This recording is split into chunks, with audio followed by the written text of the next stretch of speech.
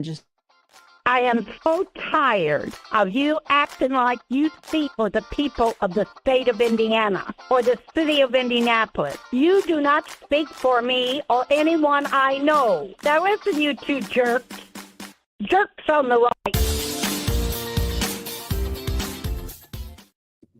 good morning, sunshines. Hello, everyone. Look, there's Chad. Look, everybody, there's Chad. Chad still filling in this week for Daisy while she is on spring break with her daughter. She will be back on Monday. You can bail her out. I think they're behaving. They're visiting a lot of colleges, doing a lot of driving. That's how it starts. That's true. That is how it starts. You guys, if you wouldn't mind subscribing to this podcast, wherever you are, wherever you're listening to it and or watching it, if you wouldn't mind hitting that subscribe button and then maybe telling your friends, greatly would appreciate that. And then also check us out on all of our social media platforms. You can find all of them at chicksontheright.com/links. Don't forget the www in front of that address. And while you're doing all those things, I know I'm just giving you all kinds of directives this morning, but also, have you thought about making sure your data is safe from all of the mean, evil data brokers that are out there trying to sell your information to the dark web and all the nefarious characters on it?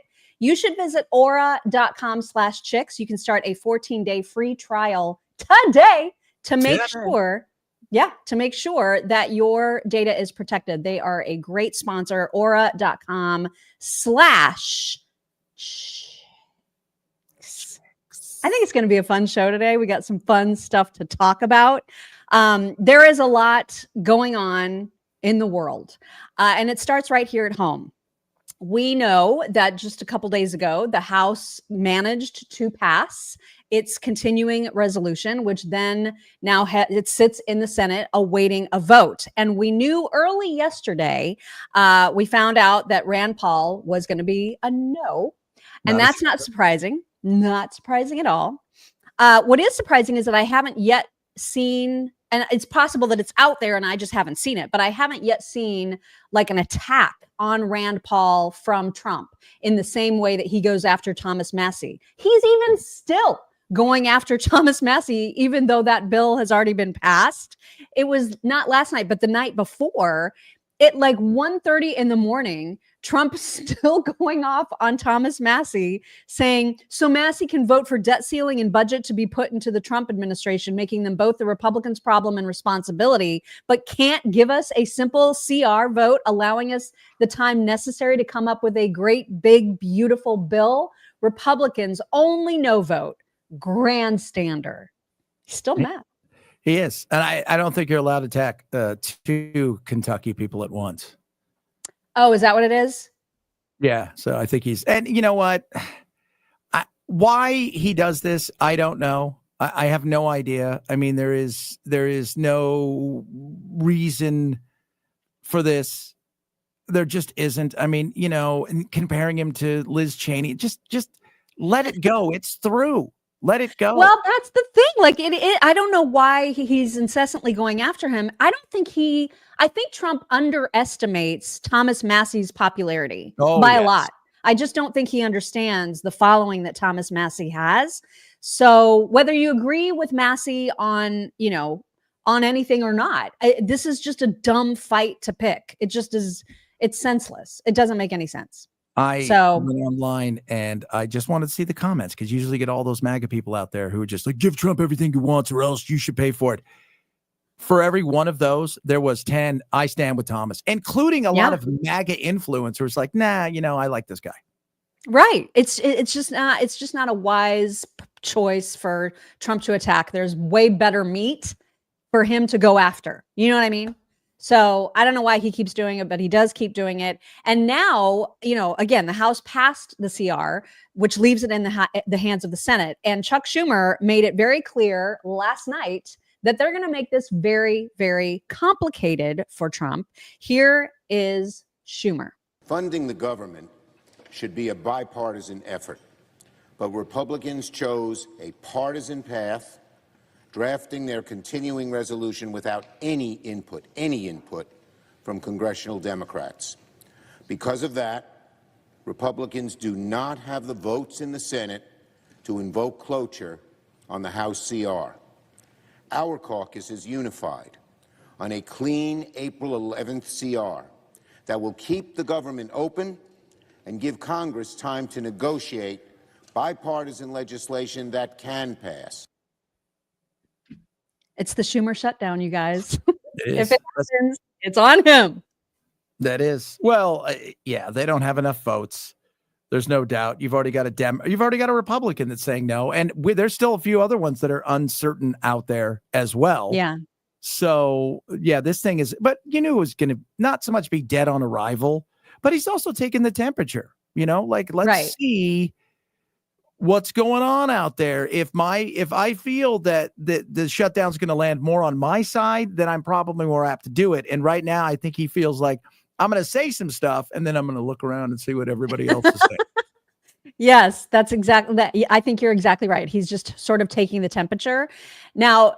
And there's going to be some Democrats that feel very uncomfortable with this entire proposition, the whole shutdown, the idea of it, especially because we all remember how vocal they were during, the Biden administration and any threats to shutdowns that were happening in the last 4 years. They were all like, oh my God, it's so irresponsible. Like, how can any Republican, how can they dare to be okay with the shutdown? And now, of course, they're like, it's fine because Republicans are in charge. One of the Democrats this is not sitting well with is John Fetterman. And here he is talking about that. So Democrats are going to have the choice to vote for whether you want the cloture or the final one, and if you refuse to, or you withhold your vote, you're voting about shutting the government down.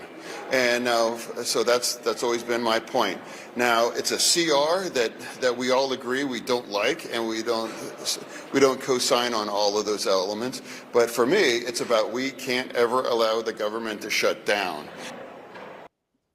Oh, wait, I think there's more there. And there are a lot of Democrats, Jake, who are in that camp right now, and it remains to be seen how long Schumer could keep them on his side. We expect that they would need at least 8 Democrats to vote to break a filibuster. That vote could happen as early as Friday morning, and that vote would just be hours before the deadline, which is 11:59 p.m. Friday night. And Do you think it's going to shut down? I might shut down for a few hours. That's the way they always do it. They take it up, and they... this is how much Mike Johnson believes this thing's going to get through. He sent everybody home. Right. So I think it'll get through, and then they'll all clap and pat each other on the back. And it's how you're going to find out if this thing's really going to go is the old pizza poll. They can always tell when big stuff's happening in DC when the pizza delivery places are swamped. Because then they're sticking around. So yeah, I think, like I said, I think he's taken the temperature, but there's a few Democrats out there that, they're like, well, come on. I mean, it's basically, it's the same money from last year with a little bit of this, there's nothing in there that's crazy. They've cut a few things and they've added a few things for ICE and stuff, but it's not like this radical bill. So for them to do it, isn't it like basically the same as what they all voted on? Like in October, November? Yeah, it's the exact same outside of there's $7 billion total in cuts, which is not like, but they've added a few things here and there, but it's exactly the same. That includes USAID money and all that stuff. It's exactly the same thing. So it's hard to go, well, we don't really like this. But you know what? At the same time, do your damn job. 96 was the last time they passed a budget on time. It's just ridiculous. And there are some actual potential benefits of a government shutdown. Hugh Hewitt tweeted this yesterday. He said, if the Senate Democrats shutter most of the government by voting down the CR, they will empower Trump, Elon Musk, Russ Vought to pare the federal government workforce to its genuinely essential size, most of which will be at DOD, CIA, NSA, Homeland Security, DOJ. The entitlement checks will still go out. Everything else will stop. The employees won't get paid. And I suspect this time, those who are recalled to work eventually will not get back pay. President should keep the low cost cost, high value, high visibility stuff like the monuments, the Mount Rushmore parking lot, etc., open and not punish the citizenry like President Obama did. But a long shutdown will reveal in very stark terms what we must have and what can be cut. And this is great. Like, again, this is something Republicans said during Joe Biden's administration. We were all like, shut it down. Let's go, man. Yeah. Well, I mean, you really can see, can this thing run on a small group of people? Mm-hmm. And I think it can. Well, I think it can to a certain extent. Yeah, I think it absolutely can. I mean, this is going to be interesting to see, because that's the other thing. There's a fear factor in there. Plus, the other thing is, man, the fear factor that comes from a lot of Democrats I've heard is like, do you really want Elon running around even more now? Complete unfettered access to tell everybody, hey, you know what? Remember how you guys decided to stay home for the shutdown? Yeah, you don't ever need to come back. We weren't thinking about getting rid of you, but now we realize we don't. Now we know. So exactly. I think you might get a lot of pressure from people who are already worried about their gig, going, hey guys, we don't want to lose our gig, but we don't want you to help them lose our gig. Yeah. I don't know, man. Like, now I don't think I've ever been more excited about the possibility of a shutdown than I am right now, because it could expose a lot, especially because during a shutdown, it is up to the president to decide what stays open and what doesn't. So, I mean, obviously there are some requirements that he can't touch, but he's got a lot of latitude when it comes to choosing what stays open, what shuts down. And I don't think Democrats will like that. No, in fact, CNN did a big article today saying, hey, this could backfire on you guys. Not only could you get blamed for it and look right, but you could also see the things you're fighting for really not affect anybody's life. And people go, I didn't feel it. Yeah. I think that's exactly what would happen. That's why I'm not at all mad about the possibility of it shutting down. No. Not mad at all. I know that you are a endorser of our friend Zach Abraham at Bulwark Capital Management, because he is the best financial advisor on the planet, especially because he does all of these webinars, these free webinars that he does on the regular, for people to learn about what to expect out of the next several months, several years. He is awesome especially at dealing with people who are risk averse. And I would put myself in that category. He knows very well how to manage risk and how to find opportunities to lower risk and then also lower your costs. He's so good at all of this. And the webinars are free. This is why they're so well attended. And you can always sign up. There's another one happening on March 20th, which is next week, right? Yeah, next Thursday. Week. Yep. At 3:30 Pacific time, 6:30 Eastern time. You can sign up for free at knowyourriskradio.com to hear Zach and ask questions. Highly recommend it. If you haven't attended one, you absolutely should. Advisory services offered through Trek Financial LLC, an SEC registered investment advisor. The opinions expressed in this program are for general informational purposes only and are not intended to provide specific advice or recommendations for any individual or on any specific security. Any references to performance of securities are thought to be materially accurate, and actual performance may differ. Investments involve risk and are not guaranteed. Past performance doesn't guarantee future results. Trek 24308. Lawyers, man. I read that on mine. Do you really? Investment advisory service offered through Trek Financial LLC and SEC registered investment advisor. Investments involve risk, not guarantee past performance, not guarantee future results. Trek 25137. Oh my God. That is so impressive what you just did. I am impressed. I act out the thought of an attorney. Maybe we should just have you record it, like in your super fast, like auctioneer voice. Yeah. That's pretty cool. Thank you. All right, let's talk about the next election. I know it seems far away because we just freaking had one, but there's obviously people that are making their plans, right? This is starting to happen. We're going to talk about Gavin Newsom quite a bit later on in the show, but I just read, for example, that Mayor Pete Buttigieg, who was expected to run for the Senate in Michigan, he is going to announce that he is not doing that. And people expect that is because he is going to make another run for the White House. So not particularly worried about Mayor Pete. I don't think he's one of the stronger players in the Democrat field. But this guy, Rahm Emanuel, this is somebody to keep an eye on. I have been saying, if I had to put money on anybody right now, this is the guy. He is, first of all, he's got enough political cachet through Obama that the powers that be inside of the machine like him.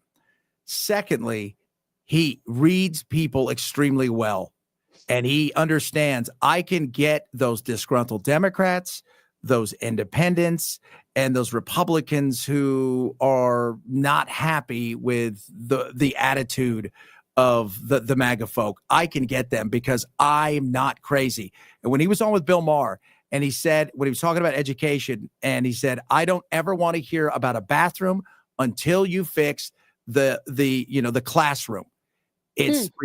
He knows where you can go in the culture war and where you should stay away from. Yeah. And that's why, and he's quick, he's funny. It's an interesting thing, but it's still a long way away. Mm-hmm. But he's definitely got, I always say, everybody, he's a little bit like Steve Bannon, or but without the creepiness, if you will, of the wearing the fatigues and the conspiracy theories. Nah, Steve's a nice guy, but I'm just saying, I think he's politically astute, and he'd be a tough fight. I think it's going to be a very, very crowded field the next go around. And I mean, when you throw like a Josh Shapiro, you've got Mayor Pete, potentially Kamala again, Rahm Emanuel, Gavin Newsom, Gretchen Whitmer. I mean, there's so many people that are likely to get into this fight that it's going to be a very, very, very interesting election. It's going to be crowded for a minute or two, and then it's going to be one or two people. It's going to be two or three people, and that's it. They're going to look and go, okay, which one of you is not insane? All right, you're not insane. You're kind of insane, but we're far enough away from your insanity now that we can people have a short attention span. That's it. Everybody else go away. Yeah. Nobody's going to vote for their nephew. No, they're not. You're absolutely right. And there's actually good news when it comes to Senate. For Republicans right now, because we're hearing that, Jeanne Shaheen, the Democrat from New Hampshire, just announced yesterday that she is not going to run again, which is big news. Of course, we already knew about Gary Peters in Michigan, Tina Smith in Minnesota, not going to run. So 3 Democrat senators have already said they're not seeking re-election in 2026. These are all swing states. And then we also saw that we've got real potential in Michigan and New Hampshire. So this is good news for midterms. This is really, really good news. And then you throw into the mix, especially the possibility of John Sununu running in New Hampshire. I think he could easily win. Now, he's not a MAGA guy. We learned this obviously pretty early on, but he is probably a solid, reliable vote on most of the issues that we care about. And so I think these are all good things. The thing that always makes me laugh, that person's not a MAGA person. It's like with Liz Cheney, that became personal, and that it was all about, the January 6th and all this kind of stuff. But when you look at the votes, right, they vote like 99% of the time with Trump. And so he is, and by the way, I don't know if a hardcore MAGA person can win in some of these states. That's true. Well, especially a state like New Hampshire. That's absolutely right. But I mean, Sununu's already got such a name there. I just think this would be a slam dunk. Absolutely. So even running against Shaheen, if she would have stayed, he has a very good shot of winning with her gone and an unknown probably coming in. Yeah, he's got. I think there's no doubt he'll flip that seat.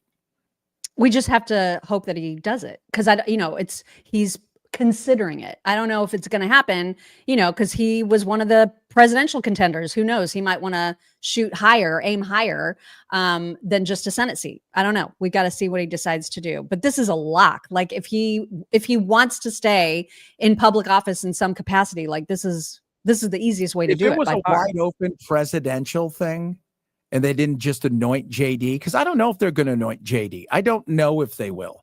But I think right now that's probably likely to happen. But if it was a totally wide open and there was no favorite, I think he would look and go, all right, I think I'm going to try that.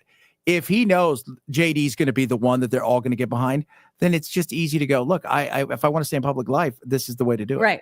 Exactly. And that's why I think he's probably going to lean to the Senate. I just think it's easier. You know what I mean? And it doesn't preclude him from a future run at president if he wants to. He's still plenty young and all that. I mean, he's got like another 50 years before he's really eligible to run. Yeah. Well, according to Joe Biden. Now there's another election that just happened that is of interest as well. And that is in the country of Greenland. And it was a center-right pro-business Greenland party that favors independence from Denmark that just won the election. And so there's a part of me that kind of wishes Trump would like ease up on all we're going to make Canada the 51st state and just focus more on Greenland, which is actually, I feel like it's more doable, especially because it just makes more sense to me than continuing to pick this fight with Canada.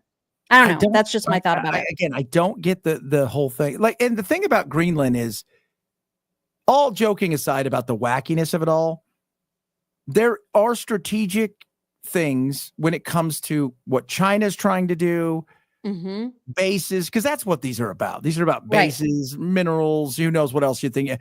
So there's strategery in these things where Canada, I'm not even sure what I feel like you're just picking a fight to pick a fight. Right. Exactly. That's exactly how I feel. And that's why I wish I would like to see more of a focus on Greenland.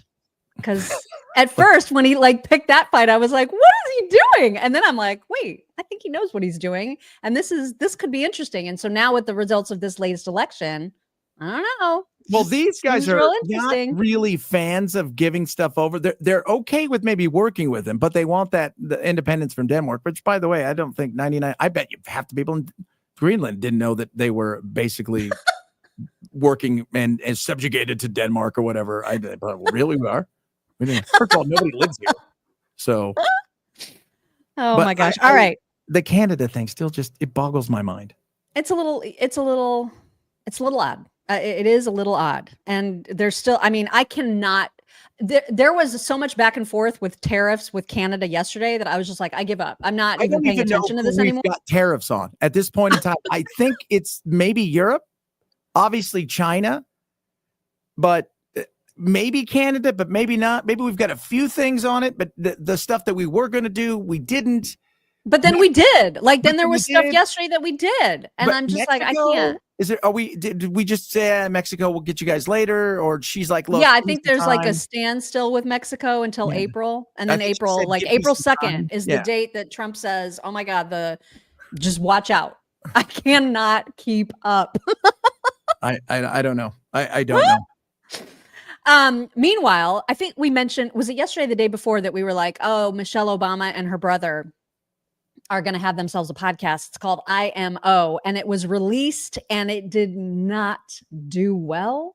At least it did not meet expectations. There was just not a lot of interest in it. But we do want to, just make you aware of what that looked like. She and her brother released a video to talk about the trailer that they released. So first you're going to see this just like selfie video of them saying, hey, this is happening. Look, and check this out. Hey, TikTok, it's Michelle Obama, and I'm here with my big brother, Craig. Hey, everybody. We're here because we're excited to announce the launch of our new podcast called IMO with Michelle Obama and Craig Robinson. And we just posted the trailer if you want to check it out. Check it out. Thanks, you guys. He looks exactly like her, so much so that it freaks me out. He looks like if you bought Joy Reid off of Temu. That doesn't look like Joy Reid. That's real. And if you guys think that's a race, I'm doing a joke. But I know what you're saying, right? They are twins. They are identical twins.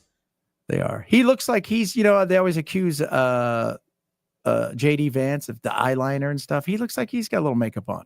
It does look like yeah, it's just very unnerving. The sight of them together is unnerving to me. I would love to talk to her. My first question would be, I just want to get out of the way, is everybody thinks there's this conspiracy wackadoo that you're a dude. Right. Like, what is it? Like, what's the deal? Like, be honest. What's the deal? Like, I don't think you're a guy. Everybody else, a lot of people out there thinking, like, when you hear that, what do you think? I'm sure she doesn't like it. And like actually on the YouTube version of their podcast, there's overwhelming comments saying, "Oh, it's so nice to see two brothers doing a podcast together." Like it's so much. Yeah. Like even, the local station here in Nashville, they call her Big Mike. Yeah. I hear that a lot too. And that's all over the comment section as well. Yeah. And if you're wondering, well, what even is this podcast about? Here is a little bit of their trailer. I am Michelle. And I am Craig. And Craig here is my big brother. And you all know my sister Michelle, or Mish as our family has always called her. We are so excited for you to listen to our brand new podcast. It's called IMO with Michelle Obama and Craig Robinson. Together, Craig and I are going to take your questions about the challenges you're grappling with in life. Because let's be real, we are living through some really complicated and confusing times, and people are feeling more alone than ever. But what I've learned is that if you're feeling a certain kind of way, the reality is that others are probably feeling that way too. And when you take the time to be just a little vulnerable and open up about it, it's a whole lot easier to find the answers you're looking for. Every week, we'll be joined by some of our friends, special guests, and experts who will keep us honest while also adding their own opinions to the mix. And look, we're not saying we have all the answers either. Far from it. But we do have plenty of opinions, don't we? So get in touch, send us your questions, and join us every week on IMO with Michelle Obama and Craig Robinson. I can guarantee you the questions flying in is like, why are you a man? Then maybe she'll be forced to address it. I mean, you know what I mean? Like maybe she'll actually say something about it. Did you know that Macron married his dad? I know. We've talked about that, the whole Candace series about that. And that's with like these weird things. It's just so weird. I don't get it. Okay, let's just say he did. Now, what do you get? Are you like, do I have to go? Do I get a trophy? Do we get a day off of work? Do I get a raise? Like, what's going to happen if this information is true? I don't know. Yeah. There you go. That's the way I look at it. Like, how does this affect me? Well, it doesn't. Okay, then I don't care. Right. Like, it's just essentially it's gossip at this point, which is fun. I mean, there's nothing wrong with a little gossip from time to time, but in the grand scheme of things, what does it really mean? Build your entire platform around, I'm going to prove that the president of France that you have nothing to do with is a dude, is married to his father. It's mind-boggling. Like, that's it. This is the hill that I'm going to plant my flag, and I'm going to go for it. Well, it was a very popular series for her, so I guess congrats. And by the way, congrats to everybody who has signed up for Home Chef meals, because they are amazing. You can get 18 free meals plus free dessert for life when you sign up for an active subscription. You also get free shipping on your first box at homechef.com/chicks18. Don't forget the 18. So homechef.com/chicks18. Jen wrote in and said, "Hey ladies, wanted to share a quick testimonial about Home Chef. I started a subscription about a month ago and we love it. It has made my life so much easier and taken the stress of planning what to eat during the week, which is a godsend. The food is so good. The flavors are amazing and we feel so much healthier because we're eating whole, fresh foods. I love the fact that there's also no food waste, and oftentimes the recipes are enough to have leftovers for lunch. It's true. Their portion sizes are very, very generous, and you're getting ingredients that you might not ordinarily have at home without having to go to the grocery store and buy more of it than what you need. That's what I love about it, is that you get exactly what you need for that meal and that meal alone.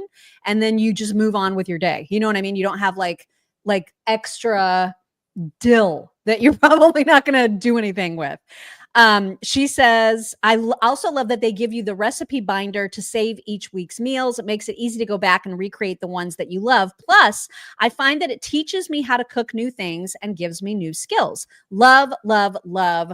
Highly, highly recommend. And that is a very good testimonial indeed. So again, get 18 free meals plus free dessert for life when you subscribe to their meal plan at homechef.com/chicks18. And also, don't think that you're like stuck with some sort of, meals that you don't like. You choose what you get every single time. So there's a huge menu. It's amazing. Homechef.com. So they send an actual chef to your house? They do everything but that. They send you in a freezer box. They send you all the ingredients that are fresh. A chef in a freezer box? You got to throw them out. So good, you guys. Homechef.com/chicks18. We've done that. It was incredible. Oh, so good.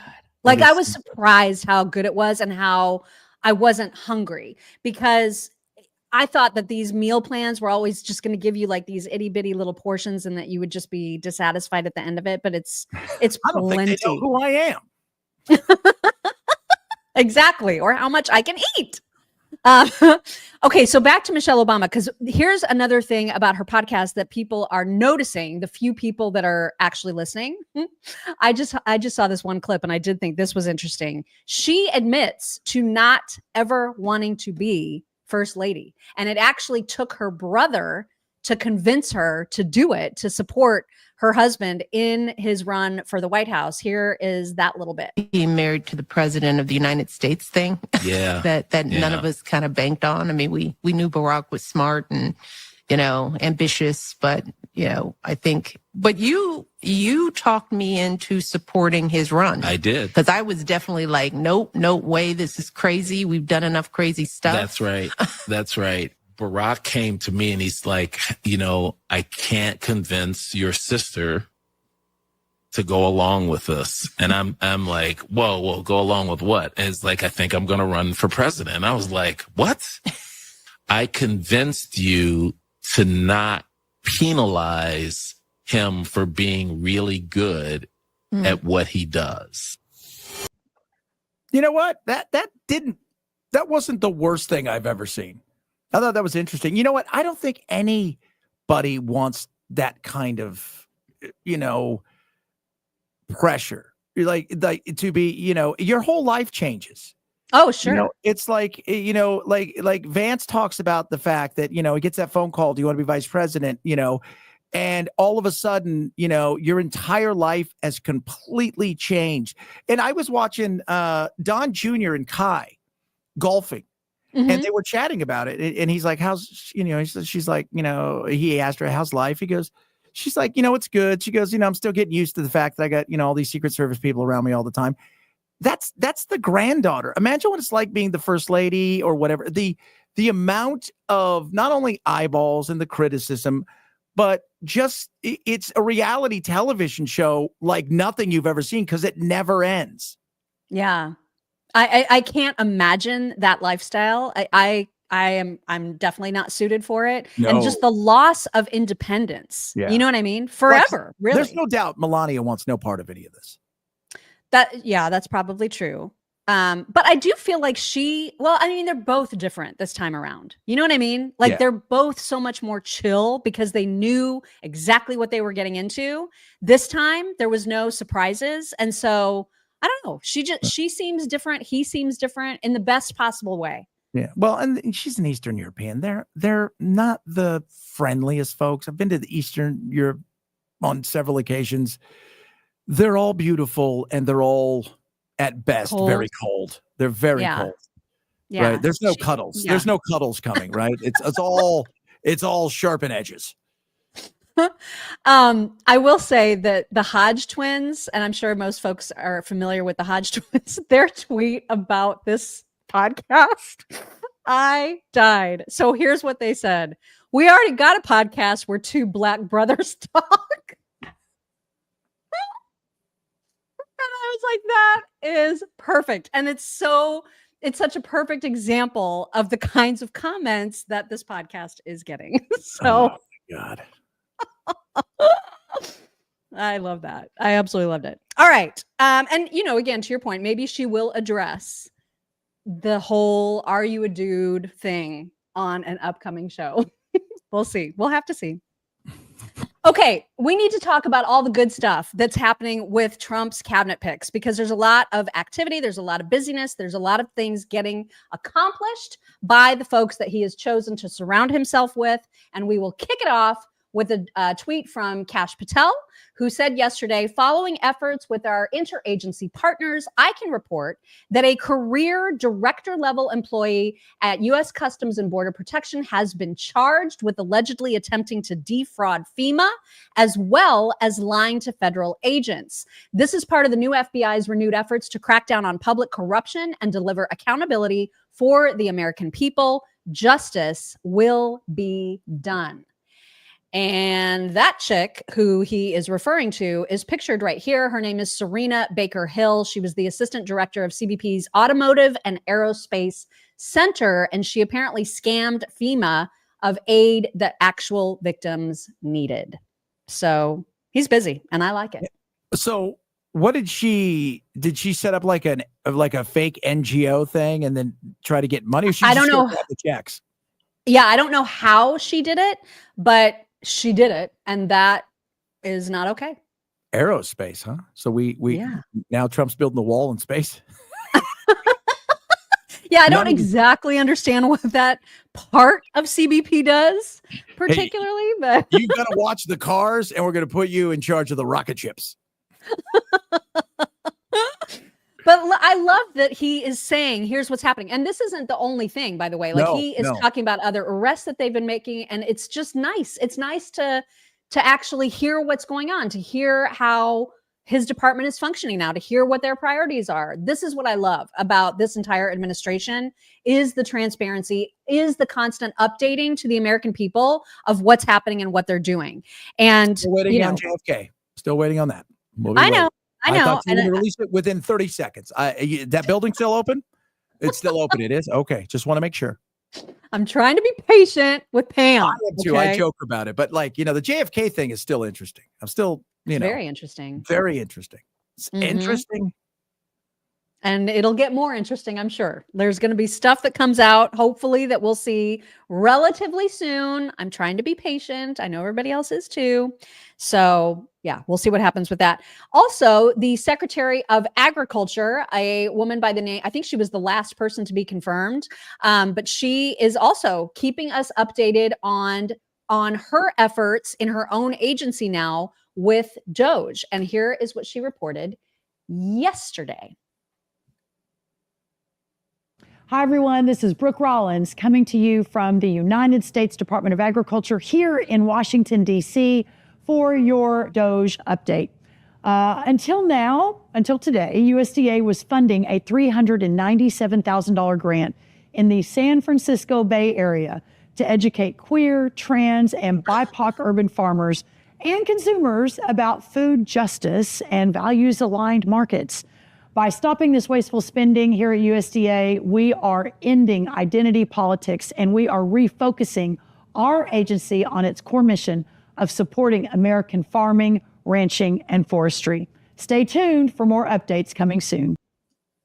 No more queer farmers.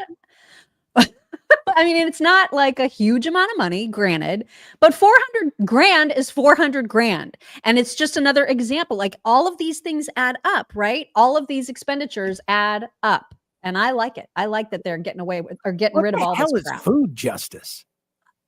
Exactly. I mean, okay, well, first of all, San Francisco. So pretty much everybody's trans, farmer, bisexual, queer, whatever, because everybody has to identify non-binary, But then you throw in food justice. It's like, no idea. That guy's eating Doritos. And that guy over there's eating, that person's eating an apple. Where's the justice in that? I don't know. It's such a meaningless bullshit term. And so the more they get rid of this nonsense, the better. I love seeing all of this progress. As God is my witness, every day I hear this stuff, I think to myself, what the F have I been doing? I could have set up 15 fake NGOs. I could have had money up the ass, and I would never, and it's not illegal. No, obviously not. It may be something we all find abhorrent. And all you at home, I would never do that. The hell you would if you could. You know you would. You're going to give me how much money? To do to what? Talk about food justice? Food justice. What? Yeah, freaking there's no justice over here. Somebody's being mean to that strawberry. We need to go over there and fight for its rights to be a dingleberry or whatever. Yeah, I can't help you with that definition. No idea. But Brooke is not the only one busy. Lee Zeldin also putting out a video yesterday. I'm not playing the whole thing because it was rather long, but I'm going to share the highlights with you because he is doing some serious deregulating all up in the EPA, and it is glorious. Here is Today, I'm pleased to make the largest deregulatory announcement in U.S. history. The Environmental Protection Agency is initiating 31 historic actions to fulfill President Trump's promise to unleash American energy, revitalize our auto industry, restore the rule of law, and give power back to the states. Our actions include the Biden administration's deeply flawed Clean Power Plan 2.0, mercury and air toxic standards, Quad O BC, particulate matter 2.5, light, medium, and heavy car and truck rules, NESHAPs, and the so-called social cost of carbon. Today, the Green New Scam ends as the EPA does its part to usher in the golden age of American success. Our actions will lower the cost of living by making it more affordable to purchase a car, heat your home, and operate a business. Jobs will be created, especially in the U.S. auto industry, and our nation will become stronger for it. I mean, things are happening, man. I love it. You know what's funny? Everybody says, oh, the EPA is a giant regulatory board that is, in many cases, states already regulate so many of these things. There's so many of these agencies that cross over one another, like the Consumer, Protection Board. Like most of that stuff already existed. They just was in a different agency. And the EPA was insane with the stuff that you could and couldn't do. And again, there's more justice in there. No more carbon justice for you. No, I mean, I can't remember if he said how many people were getting cut from his agency, but it seemed like there was a significant number, if I recall, or maybe it was just the number. But I mean, it doesn't matter because once you start cutting all of these programs, regulations, the oversight of those regulations, you're going to cut people as well. And we need regulations, by the way. Because we've seen in the past, what we need is regulation that's common sense based and that doesn't hurt us, our economy, and our allies. What we don't need is over-regulation where you get to the point where you become California and you're so burdened by regulations that you are basically paralyzed. Right. And that happens a lot, especially with the climate change brigade. I mean, they make things so overly complicated, unnecessarily, to no end. And he's putting a stop to that. And I could not be more delighted. Absolutely. With it. Now we can go out there and start poisoning the air again. Thank God for that. That's not what's happening. No, I'm putting lead in the water today just for the hell of it. Lee told me I could. That is not what's happening. It's not what's happening. I know that. Marco Rubio also was asked by a reporter to weigh in on this whole Mahmoud Khalid thing and Khalil thing, and the fact that there's a lot of people. Hobson and Incorporated. There's a lot of people, yourself included, who have had a lot of concerns about whether this is infringing on First Amendment protections. And so he answered that question as follows. United States as a visitor, which is what a visa is, which is how this individual entered this country, as on a visitor's visa. Okay, you are here as a visitor. We can deny you that visa. We can deny you that if you tell us when you apply, Hi, I'm trying to get into the United States on a student visa. I am a big supporter of Hamas, a murderous, barbaric group that kidnaps children, that rapes teenage girls, that takes hostages, that allows them to die in captivity, that returns more bodies than live hostages.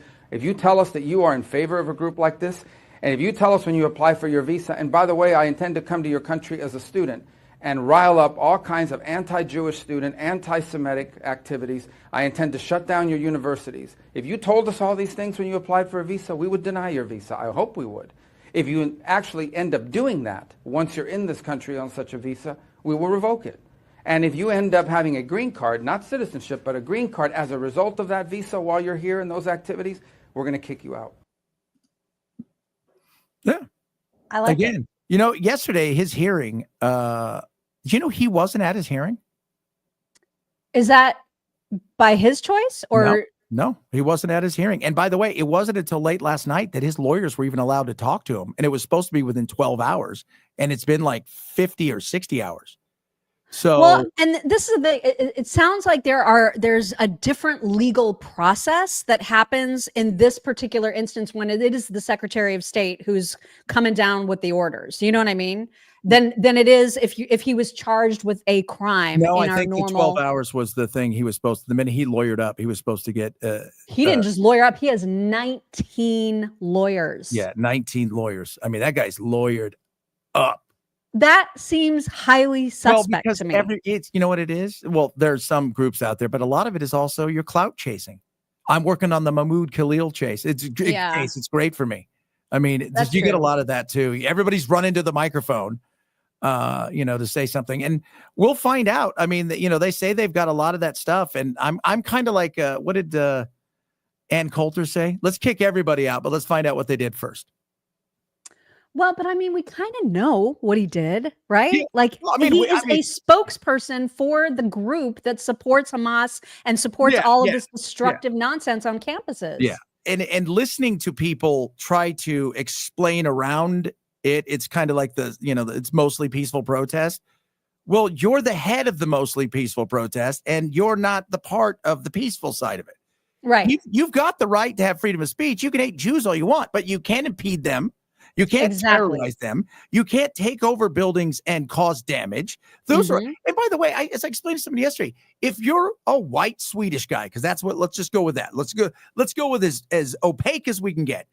And you punch and beat the crap out of somebody and you're here on a visa, you too will be escorted out because you broke the rules. And this guy broke the rules, allegedly, a whole bunch. Yeah. Why would you want to come here if you hate everything this country represents? Because you're trying to change it. Yeah, I guess. It's a legit concern. Tulsi Gabbard was just asked about, in her new position, she's not had it for very long, but like for as long as she's had it, what is her assessment of the biggest threat to the United States? And she says it is radical Islamic terror. And partly because Joe Biden left the border so wide ass open. Oh, yeah. But I mean, so that contributed to it. But she says that is the biggest threat. And that, in fact, under Joe Biden, resources that should have been devoted to combating radical Islam were diverted so that they could go after grandmas here in the United States. So I'm super glad that she's got her eye on this because it is a legitimate threat. They are trying to change the world. Yeah. That has been their calling since time began. Yeah, and tip of the spear. Yeah, absolutely. And there's, there were all kinds of protests yesterday in New York City. There's all these people that are coming out and deciding that this guy, Mahmoud Khalil, is the guy that they want to throw their support behind. It's so disgusting to me because none of these people give a damn that there's still an American hostage being held by Hamas. They don't care about that guy, but they look at the situation, and there's that book out called I think it's called Overdog, and it's how we inherently human beings look at the underdog and think they have the moral superiority over everybody, and that they're the ones who are the victims of everything, even though that may not be true. They may be causing all the problems, but if you're stronger, if you're the one who has the might, you are automatically looked at as bad. And Israel, by the way, if everybody in Israel was black or brown, nobody give a rat's ass. Nobody cares what's going on in Yemen or Sudan, right? This is all about colonization and white supremacy. The Jews issue, and I'm part Jewish, by the way, is we look like crackers. So that's the issue that they have. If they don't care, they don't give two shits about what's happening in South Sudan right now or Yemen and the famine that's going on there. They don't care. They don't care about Syria and the fact that as much as they were torturing Christians, what they were doing to the other Muslims was horrific. They don't care. Why? Because they look alike and we don't know which side to choose. Well, and because also they're getting paid a lot of money by agitators to be agitators. I mean, the whole thing is so, I'm so angry at the protesters, most of whom have no idea why they're even there. Because if you start to ask them questions, they're clueless. They just know they've taken money to show up and hold this sign. And Man, it's amazing how quickly all these signs come together. We are missing out. I just want to go stand there with just bizarre signs. Just misclap all the time when they're trying to chant. Just be off a beat or two. Just screw the whole thing up. You could do that, and get paid. I know. It would just, oh God, it would be so. I wonder what they're paying. Well, I saw there was a protest recently that they were putting out like Craigslist call outs saying that you can get $2,000 for 4 hours. Holy mother. I know. I am behind. Yeah. Down with the team. What are we doing here again? Whose side am I on? I don't know. I got paid. Just don't talk to anybody. That's what they'll tell you. I wanted the sign that has both different ones. So like they're offering me more money across the street and I just flip my sign around. Just walk across the street. It's all so fake now though. That's what makes me so mad about it. It's fake and phony. And it's just all it does is cause complete chaos and destruction for reasons that are it's all pointless, and it just makes me furious. And part of the protests yesterday included a guy who is running for mayor of New York City. And unfortunately, he's doing quite well. He's actually surging in the polls. His name is Zohran Mamdani. He's a current New York assemblyman. And again, he's running for mayor. And he knew that Tom Homan was going to be speaking to a group. And so a lot of the protesters who heard that Tom Homan was coming to speak were like trying to rush him. And so this is what this guy, who could be New York City's next mayor, this is how insane this guy is. Watch him.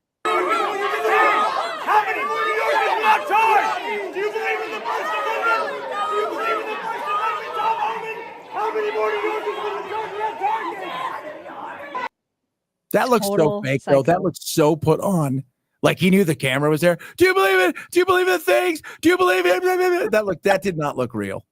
Well, what's funny about that particular moment, too, is that Tom Homan was nowhere near him. Yeah, so the camera, it was all fake. But there were protesters that were lining the hallways when Tom Homan came through, and he totally did the Pierre Poilievre move with the apple, you guys. It was glorious. Look at him. No fear. Immigrants are welcome here. No hate, no fear. Immigrants are welcome here. I love him so much. Oh my God, I love him so much. It just is a swagger. God. Man, I tell you what, he is no nonsense. He's no bullshit. Yeah. That grandpa, he's like, I don't want to stay at grandpa's house. He scares me. I love him. God, I love him.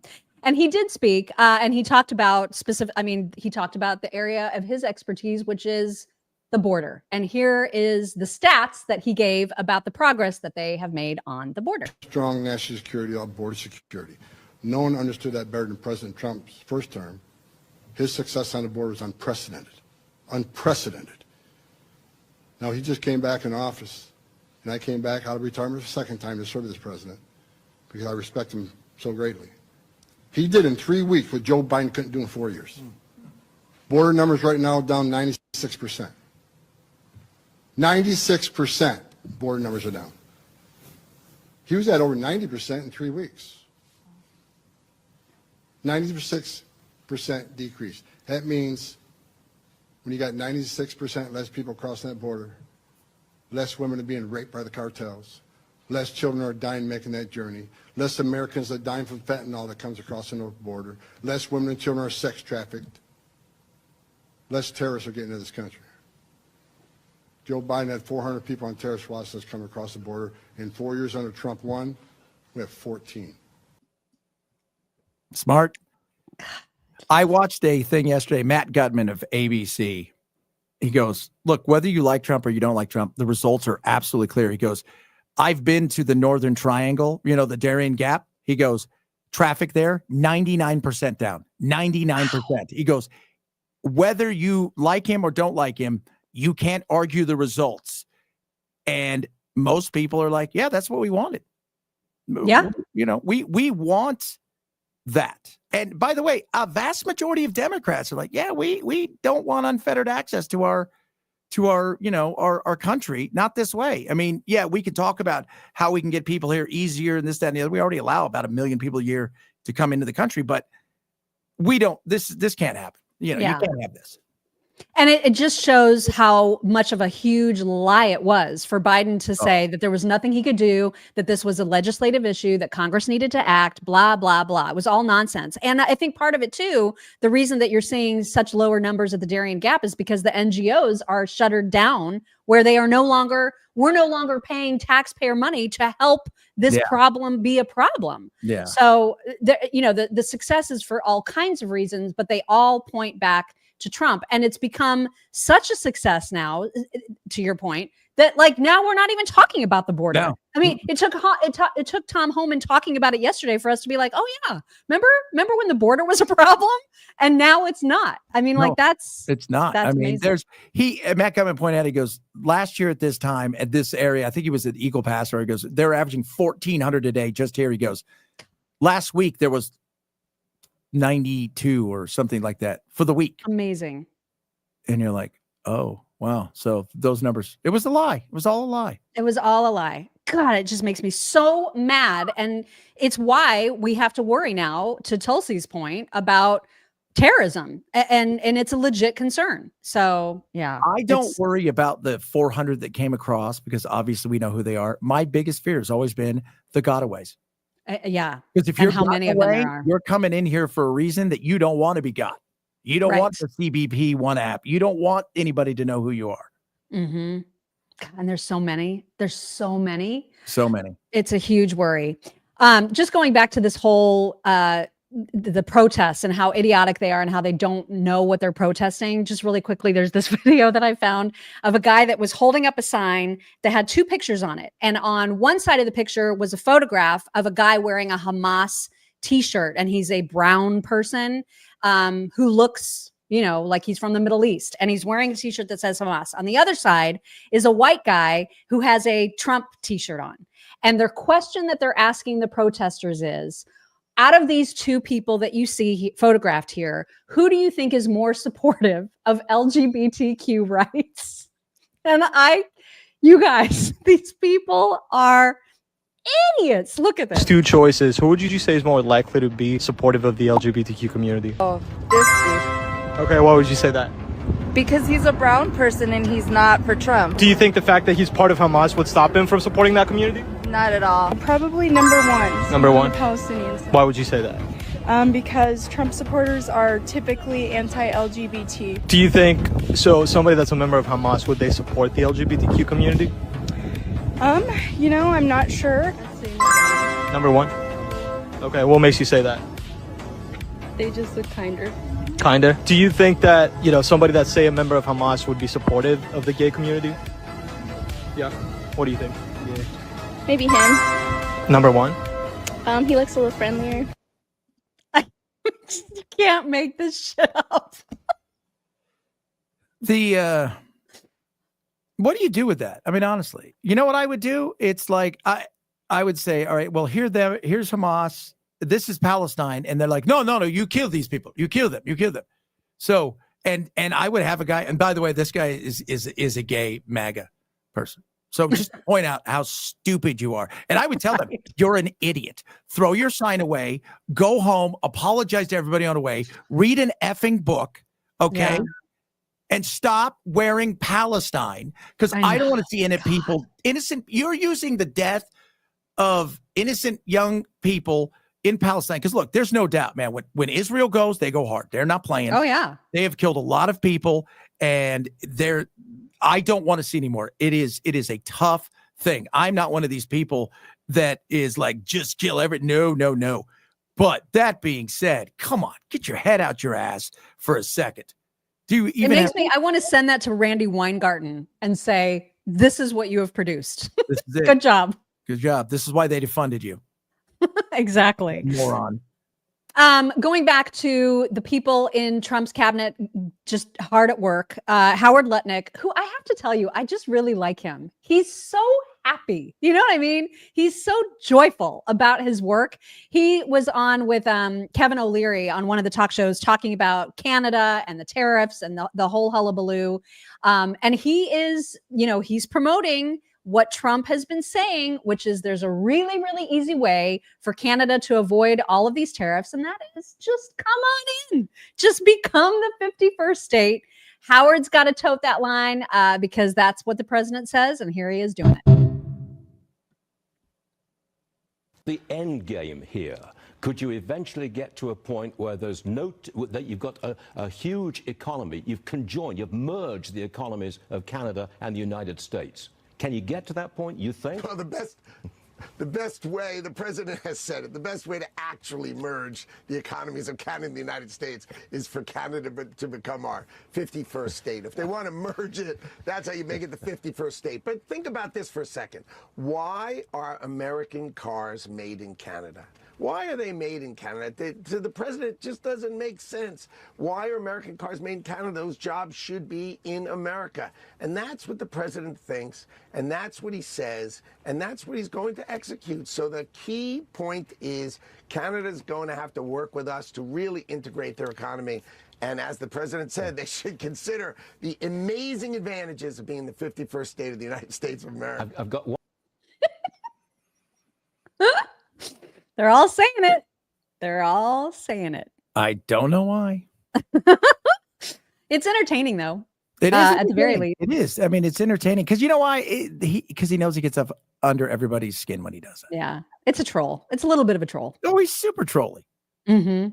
And then meanwhile, I know we talked about this a little bit yesterday, I think, but there's a report about the decrease in inflation. And what struck me about this report in particular was that it came from CNN and they were spinning it so positively, which is not what I expected from CNN. But nevertheless, here is that report. We have some good news on the economy and really the number one issue for many Americans, the cost of living. So we just learned that consumer prices in February increased by 2.8% year over year, 0.2% month over month. Both of these figures were a step in the right direction, and both were better than expected. So this is definitely very encouraging to see because it's going to, I think, relieve some fears that inflation was perhaps re-accelerating, because this actually breaks a streak of 4 straight months where I think you could see it on the chart all the way to the right, where the inflation rate was going in the wrong direction, right? It was going higher and higher.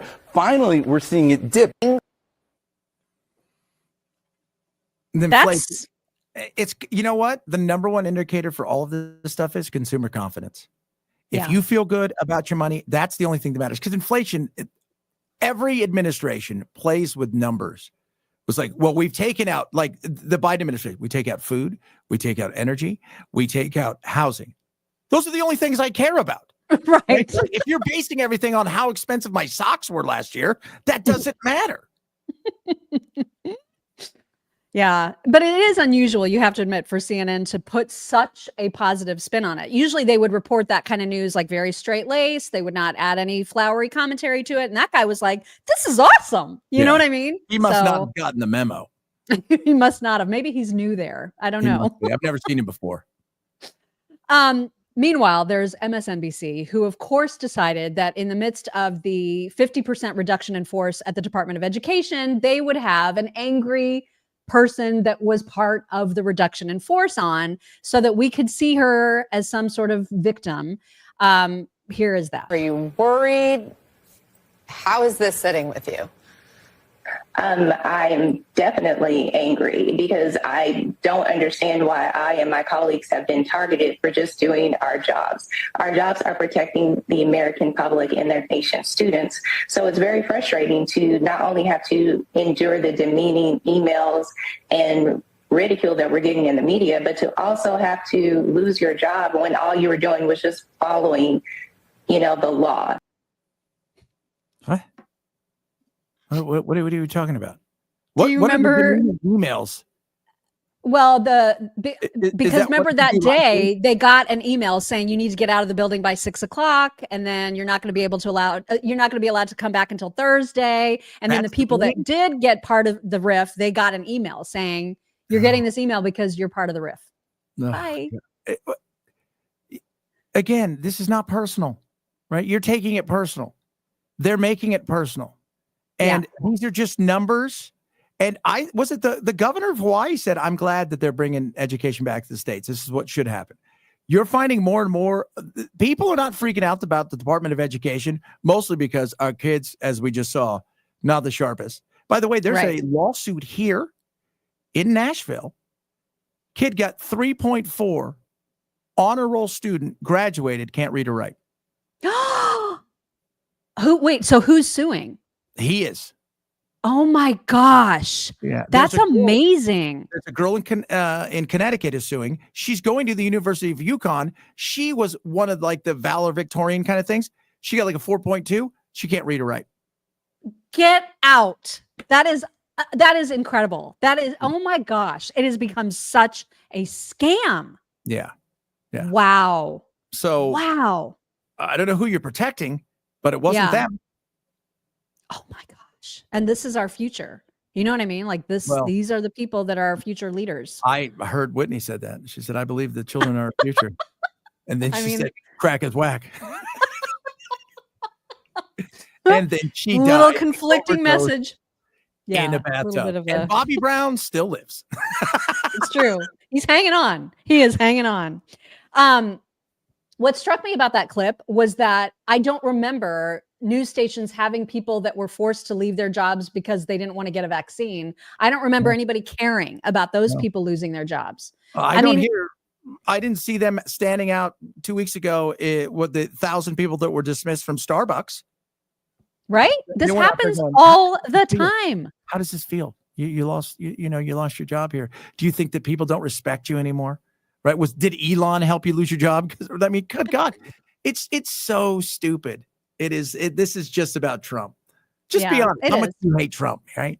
Elon's a dick. Well, Trump and Elon. Yeah, exactly. It's about both of them. And Elon, I mean, the attacks against Tesla and his other companies are getting exponentially worse.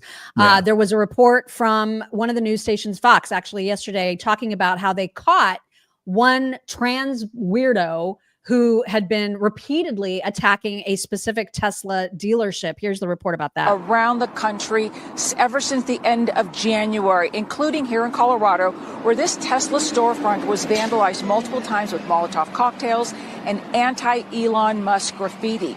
Lucy Grace Nelson, a transgender woman, now faces federal and state charges for the Colorado incidents. Dealers in some cities are also being protested. 9 arrested at this one in New York. President Trump offered his support to Musk at a White House event yesterday and agreed when asked if these attacks should be labeled domestic terrorism. And I think that they should. When there's damage and destruction and it's violent, of course that's how it should be labeled. MSNBC tried to say, protesting. We have that. We have that clip. Right there. You guys are such. Does anybody listen to believe? I know. It is. I want to just come over there and just say, you shouldn't even be on TV. You guys are idiots. When you attack things, it is different. And by the way, he didn't just say, Elon and Tesla. He said any company. Mm-hmm. But, when you break stuff, when you go there, when you do things that are violent in nature, when you destroy people's property, That is different than standing there with a picket sign going, Right. Elon's mean, Elon's mean. You have every Exactly. right You to have do that. crossed the line. You have crossed the line too when you block traffic. And it always makes me rage when people don't get in trouble for that. Oh my God, it makes me rage. My number one thing, I don't care if I agree with you 100%. If you block traffic, I will absolutely protest against your cause. I will give money against your cause. I've got a family, I've got a life, and I don't want to be in the car. Exactly. Okay? Oh my God, it makes me so mad when there is so much tolerance for that and those people don't get thrown in jail forever, because it makes me rage. And then now the protests have expanded overseas. This is how stupid all of the Trump and Elon hate has been. So now there were protesters that poured, this makes me so mad too. They poured liquid latex on a Tesla Optimus, the robot, the AI robot, which these things are so freaking expensive to build. But this is what lengths they are going to. They're ruining everything. And again, why is no one stopping them? You know what I mean? Like, this is crazy to me that someone is filming it and that people are just walking around with a cup of goo and nobody said anything. I don't know. I don't know. It makes me so mad. They're going after these people in here. Did you see the art people that threw the stuff on there? Did you see how much time they got? I think they got several years in jail. Yeah, that's right. So, and I forget what group, that's like the climate defense something. Yeah, those people are freaking whack. I've got to tell you what, man, I'm like, I don't know if I really want to go to this giant robot here and throw something on it just in case it comes alive and snaps our neck. Right? You never know with AI how quickly it can advance. You just don't know. I deem you as a threat. I deem you as a threat. Like, oh my God. Right. RoboCop's alive. And now there is some suspicion that Act Blue, which we already know is super corrupt and super sketch and super shady. They're just as bad as BLM ever was. There's calls for there to be an investigation into Act Blue. I went too far. Darrell Issa has formally requested that the Trump administration opens up an investigation into Act Blue, accusing them of potentially accepting payments from terror groups.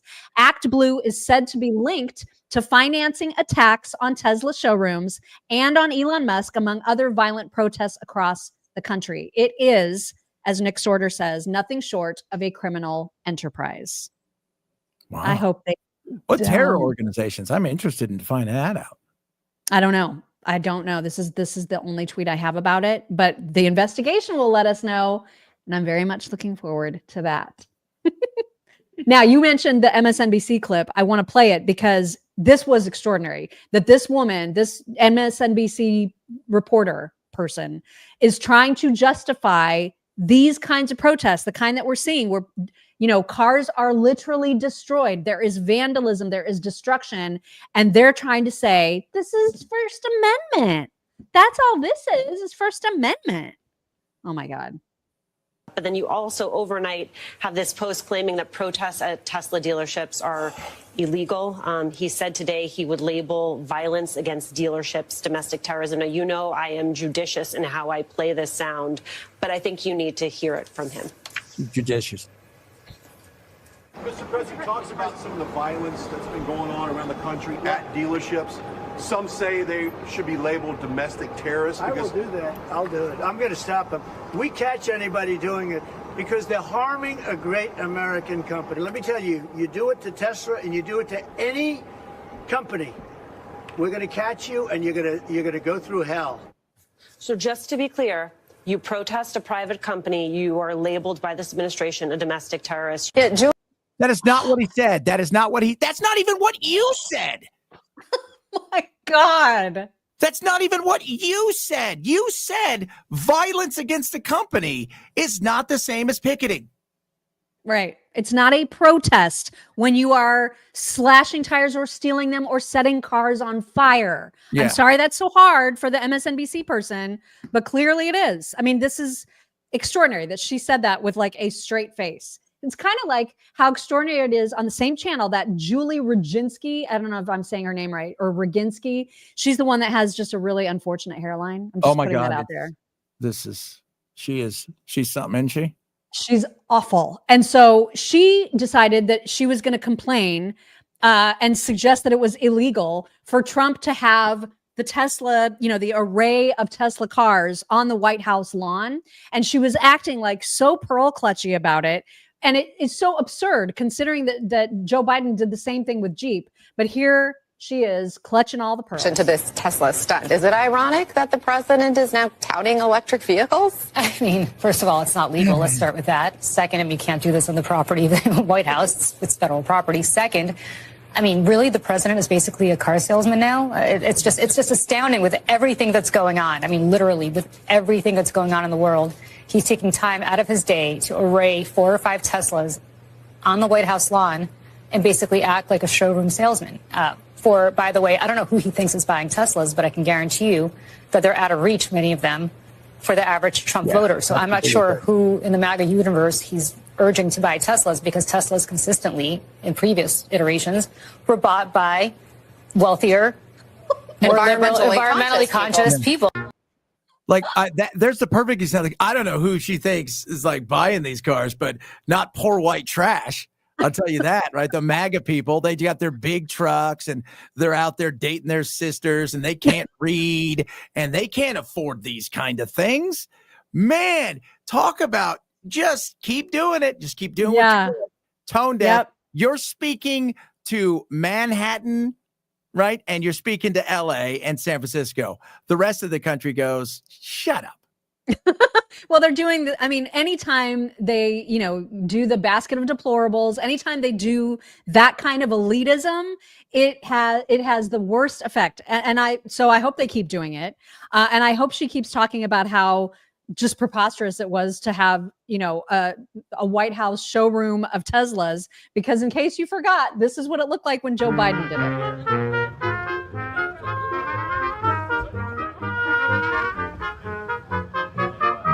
Not just one Jeep, an array. An array.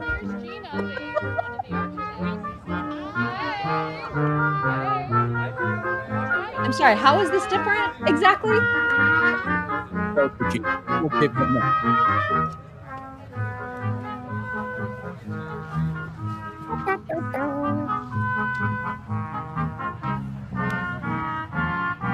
That's as far as they would let him drive. Ladies and gentlemen, please remain. I sit there and I think to myself, you guys, as all of this stuff is happening in front of you, you're saying it's not happening. Yeah. And my side would never do that. And by the way, every president, when did we say, hey guys, you're president now, you can't talk good about American industry. You got to be quiet on it. It's just the dumbest talking point ever. But this is, it's just one more piece of evidence in the big giant pile of evidence that they have, they're lost when it comes to their messaging. Absolutely, positively lost. So great. And the hatred for Elon is so irrational. We, a couple weeks ago, I think it was, Daisy and I played a clip of Bill Burr, who's become such a disappointment. He seemed like he was so savvy and he had the whole woke thing figured out. And then he just got really dumb about the Elon thing. And he was on, I don't know, some podcast or radio show or whatever, just the other day, talking absolute trash about Elon. My favorite is when these idiots suggest that Elon isn't smart. Like, fine, if you don't like him because he's trying to cut government and help you save money, fine, you can not like him for that. But to suggest that he's not smart is it's just beyond dumb. And that's exactly what Bill Burr does right here. Elon Musk. Oh, that guy, like he's going to, who evidently is a Nazi. Like, I just refuse to believe that it was an accidental 2-time Sieg Heil. And he does it at a presidential inauguration. This is why I hate liberals. It's like liberals have no teeth whatsoever. They just go, oh my God, can you believe I'm getting out of the country? I'm just like, you're going to leave the country because of one guy with dyed hair plugs and a laminated face who makes a bad car and has an obsolete social media platform? You're going to leave this. Why doesn't he leave? Why isn't he stopped? What are we so afraid of this guy who can't fight his way out of a wet paper bag? Serious? You're going to go for the idiot angle? Okay. I didn't quite get that. I'm like, really? Like that's no. This is a dumb move. Yeah. Well, they love to suggest that he's an idiot. And I'm like, look, guys, call him a Nazi, do all this stuff. That's fine. But let's be, that's enough with your there's some things where you're just like, that's just so ridiculous that. Right. Oh, he's an idiot. Okay. When's the last time you went to space? Right. I mean, that's the thing. That's why I love the way that Jordan Peterson smacked down this whole idea of Elon not being smart. Here's Jordan. Guessing Elon Musk is a fool's game. He doesn't know what he's doing. It's like, how many rockets have you sent to Mars? Well, seriously, people are so presumptuous. You could excuse that and say, well, it's government subsidies or it was handed to him, which is all complete bloody rubbish, because you can hand government subsidies to a fool forever, and all that'll happen is you'll get 1,600 feet of high-speed rail built in California in 20 years for $12 billion. And so that happened, right? That happened. Are you frozen? You're frozen to me. Am I? I'm moving around. You're not frozen to me. Really? Like is it just me? You guys, is his picture frozen? How do I look? I mean, I can hear you fine, so that's good. But like you are frozen. Yeah, other people say you're frozen too. Man, that's so weird because I am moving around. You're not frozen to me. And I'm not even frozen. Everybody says you're frozen. I can hear you though. So I mean, I guess as long as we can hear you. That's really all that matters. That's all that matters. So what did you think of Jordan's remarks? Absolutely true. The frustration again with you can have a disdain for all of these people, but to say they're idiots is so ridiculous, right? Mm-hmm. Like and that goes both ways, by the way, because I see a lot of people that were they're not. You may not like their politics, but they're not stupid. Right. And, it's like we always joke about, we'll talk about Gavin Newsom in a minute. He's a lot of things, but he isn't stupid. And it's just enough with that. Have a disdain for his politics all you want, but don't insult everybody else by saying the guy that's building that has the Boring Company, that has an amazing flamethrower, by the way, if you've never seen it, that's not only shooting rockets, capturing them again. That right. Guy is not He's an idiot. The dumb guy. Okay. Put together a supercomputer that they told him would take a couple years, and they did it in days. Mm-hmm. That guy's not an idiot. No, of course not. And it's just, that's when you know that you're dealing with somebody who has no idea. They're not serious people. They're just not. No. And sometimes I just love the internet so much, and particularly X. And it is times like what you're about to see. So somebody was coming to Elon's defense, right? And he retweeted their defense of him with this photo, which just says worth it, and shows him in a full body cast. And so that was good enough on its own. But then there was this reference to Anchorman. Okay, so there was this post. Hang on, it's coming. And there. So the Democrats yesterday, like there was 50 House Democrats that all put out the exact same statement. Literally word for word. Yeah. Saying this is why, we're not voting for this bill, right? Exact word for word. And my favorite one was that one of them, I can't even remember her name, Sarah something. She even put her initials at the end of it. You know how some Congress people do to show that they really wrote that tweet? Okay. It was the same. It was like literally a copy and paste. And then she put her initials at the end. So that was hilarious. And so Elon says, much like Sex Panther. Oh, there you are. You're back. It says, much like Sex Panther, 50% of the time, this propaganda works 100% of the time. So that was great. But then it got even better, because if you look at there's a community note on his tweet, and somebody's community note said, this is when I was just like, oh my God, I love people so much. This is a false claim. 60% of the time, it works every time. Like, this is why I love the internet. This right here. Great. I run to the comments more than the thing. Yeah. Yeah. So great. Okay. This is going to be a long show. I thought this was going to be a normal size show. It's going to be a long show. We've got a little bit more to get to, so just hang tight, everybody, because we still haven't gotten to the Gavin Newsom stuff, and we need to get to the Gavin Newsom stuff. But yesterday, the leader of Ireland came for a visit. This is a traditional thing that they do for St. Patrick's Day every year. They visited the vice president's house for lunch, and then the Oval Office to have a discussion with President Trump. And I kept seeing this word all over Twitter, and it was brand new to me. I cannot be the only one who is today years old when I first learned the word Taoiseach. Had you learned that? Had you known that word before yesterday? We had a big talk about it yesterday on the air, like my local show, because everybody's like, "What's this guy's name?" I'm like, "It's not the." It's not his name. That's not his name. You know. So, but did you know that word before yesterday? Yeah, they were talking, yes, because I'd lived there for a while off. I did radio over there and stuff, but they're like, because the guy kept saying that was his name. And I'm like, wait, what? I'm like, because I would hear, because it was our news guy. And I'm like, what the hell is he talking about? Right. Like, I mean, it is, I'm like, finally said, then he says, hey, Chad, how do you say this guy's name? And I'm like, because I'm getting ready for the show, and I'm like, it's Taoiseach, and he's like, oh, his name's Taoiseach. I'm like, no, it's a political thing, but he can't. It just means leader. It just means leader. Yeah, leader. It's like appointment thing. Go back way back in there, but he thought that was the guy's name.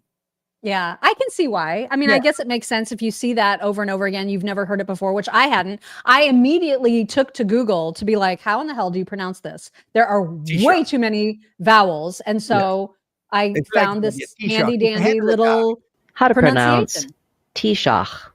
Taoiseach. Everybody together now. Taoiseach. Taoiseach. Yeah. Taoiseach. Yeah, Taoiseach there. It's like Taoiseach, you know what I mean? It's like, you say it there, it's right there, Taoiseach. It's easy to do, but there you go. Have fun with it. It means head of the leprechauns. Right. That's exactly what it means. Head of the leprechauns. Trump had a little bit of fun while he was in the Oval taking questions from reporters. One reporter in particular wanted to get the leader's response to having a new resident in his midst, and that, of course, being Rosie O'Donnell, who we talked about yesterday. And here is a little bit known for very happy, fun-loving people, great attitude, many in this room right now that I've met. Why in the world would you let Rosie O'Donnell move to Ireland? I think she's going to lower your happiness level. It's true. Thank you. I like that question. You know you have Rosie O'Donnell? Do you know who she is? Yeah. I'm joking. You better off not knowing. I love that. Like, she's over there. What do you have fun with that? She's like, I have no idea who she is. Well, she's the Flintstones. That's what she's talking about, is being the star Flintstones person. A 1993 movie of which you were not the star of the movie. I mean, she's real proud of it, I guess. Real proud. And JD had on a pair of shamrock socks that Trump could not get over. He was super distracted by them. And here is proof. Speak of inflation. I love these socks. What's with these socks? President Trump. I'm trying to stay focused, but I'm very impressed with the VP socks. He is. It was cute. Piece of candy. Piece of candy. Squirrel. Squirrel. I mean, I think that they get along much better than he and Pence ever did. That is for sure. Absolutely. Well, he needed Pence to get him over the hump with the Christians. He's like, look, I've done a lot of bad stuff. And can you help me out of this? And they like you. So, you know what? I'll give you a job for 4 years. And then, that's it. He treated Pence. Pence was an old school VP, right? You go open supermarkets and libraries and that kind of stuff. Maybe cast a vote once in a while. And outside of that, out of sight, out of mind, JD Vance is not that. No. He is not that. And Pence did a lot. I mean, it seemed like for the first couple of years, Pence was just doing a lot of the walking behind Trump with like a poop bucket. You know what I mean? Yeah, well, and like just making sure that he was there to clean up any messes that Trump left behind. Trump caused, as we all know, he's been known to, good cop, bad cop. You need every administration needs that person. Every great business need, you go and look, trust me, Steve Jobs had a couple people that would go in afterwards and clean things up. Elon has the same. Everybody needs one of those people that does that. But he was an old school, he was, that's back when you pick somebody because I need a group of people and you can get me that group. I need a state. Yeah. You're going to get me that state. Yeah. Okay, let's talk about Gavin Newsom for a minute, because there was a video that Adam Kinzinger, the crybaby, put up yesterday where he was just like, I am so upset. He's very, very mad at Gavin Newsom for platforming, I guess, conservatives, having them as guests. Here is Adam to explain his anger. Then I see this. I see that Gavin Newsom has decided to invite Steve Bannon on his podcast, and they're going to have just a wonderful conversation. Last week, he had Charlie Kirk on his podcast. That I didn't get extremely outraged about, even though Kirk is one of the bad guys. Bannon is the author of this chaos we're seeing right now. Bannon is the one that says you need to flood the zone with shit. Bannon is the one that has basically authored where we are and what Donald Trump wants. And because Gavin Newsom wants to run for president and thinks he's going to be this healer, he brings on this nationalist. Many of us on the right sacrificed our careers taking these people on, and Newsom's trying to make a career with them. This is insane. He's on the right. That was the funniest part of that entire video, is him saying, many of us on the right. Give me a break, Kinzinger. You know what? He is like Bannon, don't like Bannon. He had a vision. And if people want to know what MAGA is all about, Make America Great Again was the vision of Bannon.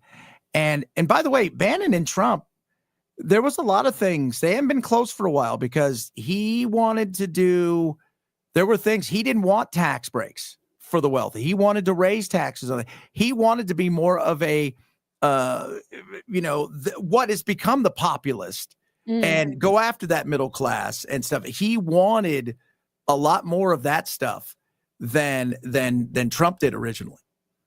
Well, and he's not, I think there's a pretty big rift between Bannon and Elon Musk. He does not like Elon at all. No, he can't. He calls him evil. Trump told him to make up. You guys need to get over it. You need to make up with each other. I mean, does Elon have a problem with Bannon? He doesn't like Bannon either. Oh, he doesn't like him. No, okay. I don't think they're going to be pals. Okay. Well, I mean, that's fine, I guess. Because it's not like Bannon is involved in the administration. No, but he thinks Elon is what the left says he is. Really? He does. He thinks he's bad for a lot of reasons. He cannot stand him, and he thinks he is going to hurt the administration and do a lot of stuff that he thinks he's a bad dude. I just don't agree. I don't agree with him.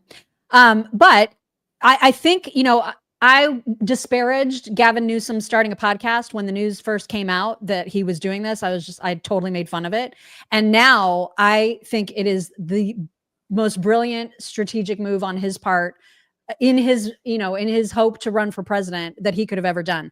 And having these conservative hotshots on the podcast to bring him to the center and promote himself as someone who gets along with everybody, who can create unity, who's moderate, who's a centrist, who understands all sides. It is brilliant. And I think he is going to be a huge worry in the next presidential election. Here's just a little clip of the end of his segment that he did with Steve Bannon. Hey, Steve, I really enjoy this conversation. I think it's incredibly valuable, and I appreciate the spirit to which we were able to engage, and I hope we can continue the conversation, and I hope we get out of this week without any further disruptions. It's been a hell of a beginning of administration, and I appreciate your advocacy. I also appreciate that you call balls and strikes. as it relates to what you're seeing with the administration. I also think that for your audience, there's a saying that there are decades in which nothing happens and there are weeks in which decades happen. We're living in that time right now. So whatever happens this week, next week, it's going to be quite intense. We have an economy to turn around geostrategically. The beginning of the kinetic part of the Third World War has got to be stopped. So we're living history every day. And I'm just honored you had me on here, and we were able to conduct this in some level of decency. I appreciate it, Steve. Thanks for joining us. Thank you, Governor. Appreciate you. Thank you. So there was this tweet that I thought was super interesting. I don't know who Lulu Chang Maservi is, but she said the biggest comms coup of this week is Gavin Newsom's podcast. I was dismissive at first, but it's actually political genius. First guest was Kirk.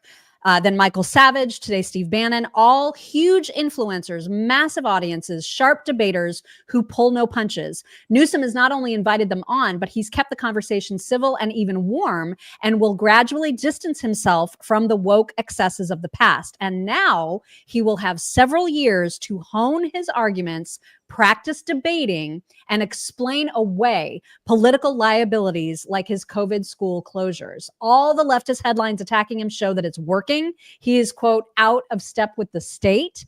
He will all set in the state. He is aiming for Washington. And I just think that is.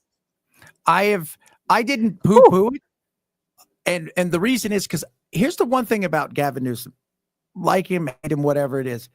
And he is not afraid to go places even before this. He has gone on a lot of people's podcasts. He's always kept it civil, and he's not, he will, where others won't, he will. Like the left is terrified. I always like Bill Maher always say, I can invite one person here from the right. They'll show up knowing 99% of the people in the audience can't stand him. The left won't go on anybody else's things. Gavin has always been that way. When he was a mayor, when he was lieutenant governor, Gavin has always been accessible. And he's, you know what? He's always going, all right, what's going on? He's learning what's going on. I'm dissecting everything. And I think it's brilliant that he does so. And I think if I'm him too, I'm also going to start to bring on Midas touch people. Those guys that have that podcast that is mass now, the biggest podcast right now. Really? It is. And it is well, the last couple, it's them and Joe Rogan have battled it out. They're a uber progressive, but he has an opportunity to I never thought he was super woke. I thought, you know what he is? Whatever he needed to be. Yeah, he's a chameleon. He's a chameleon. He's a politician. And he's astute at it. And he looks like Christian Bale. That also helps. Because you know what? There is a certain sense. You look at somebody and go, I could see you as president. I could see you as a president of the United States. And I worry so much about like the idiotic women out there, of which there are many, who will just be like, oh my God, he's so dreamy. And then, add to that the fact that he's got this factor, like the whole salesman, slick, the smile. He's a weasel. Like, we all know that he's a weasel. And we all know that he may be brilliant at this. He's terrible at leading, which is, of course, what's required of a president. And the problem, too, is that his term is going to be over. And yes, right now, we can all point to his terrible record. And that record would follow him if a presidential election was happening this year or next year. But by 2028, he will be 2 years removed from that record, and it'll be far enough behind him. And to Lulu's point, he will have had several years to like really fix all the things that he's done wrong. He's going to have an answer for. He's just going to get slicker. He's already got an answer for one of the big ones, the COVID one. He goes, I was wrong. I was wrong. Yeah. And he does it in this way that is like super humble and likable. It's scary. And he's very self-deprecating. Right. And by the way, we as human beings, when people go, I screwed up, we go, okay, well, you admitted it. And it kills the story right there. It absolutely kills the story. And that's the thing where government fails more often than not and allows things to fester is they never kill the story. They never come out and go, you know what? I jacked the pooch. I am sorry about that, guys. He is going to be a force if he wants to be a force. And he does. He does want to be a force. Oh, yeah. Stuff. Just to give you a couple more examples, here's a little bit of him getting asked by Michael Savage about why it takes so freaking long in California to count the vote. And instead of pushing, you would expect him to fight a little bit. Yeah. And he does sort of, but it is in this disarming way, again, which I think is going to be appealing to a wide swath of people. Here's that little bit with Michael Savage. Why does it take so many months or days to count the ballots in California? A month. India, 1 day to count 640 million votes. Germany, 8 hours to count 50 million votes. Yep. Argentina, 6 hours to count 27 million votes. California, 4 weeks to count 16 million votes. It's ridiculous. Why? It's ridiculous. It's because it's, and by the way, we've been having this conversation enough. And it's first of all, we believe that every vote counts. So we want to make sure every vote is counted because of the provisional ballots, the fact we do all mail-in ballots, the fact that we have such huge investments in making sure that we increase that outreach. We want to make sure, again, every vote counts. But you're right. The time, I'm right about something? Absolutely. The right is right, and you are right to criticize the extended period. This is what he does. And Lulu, again, talking about the French Laundry incident, because Charlie Kirk brought that up. That's obviously a huge negative.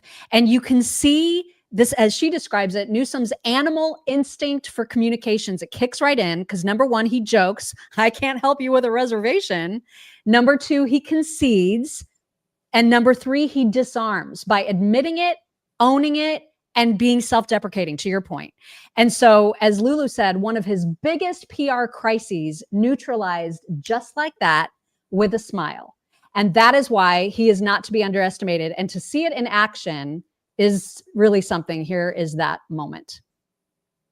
About your whining and dining at French Laundry. Yes, I was talking about the importance of never. I can't help you with a reservation. I get such a kick out of this whole shtick. I got to be honest. Jesus, very nice. By the way, we couldn't have this conversation with that conversation. Dumbest bonehead move of my life. Okay, own it, move on, grow up. And I'm trying to. Is that you talking to yourself? That's me talking to myself. Okay. I'm just looking. I'm staring. I'm looking right at you in the eyes as I say that, just to get your reaction. That said,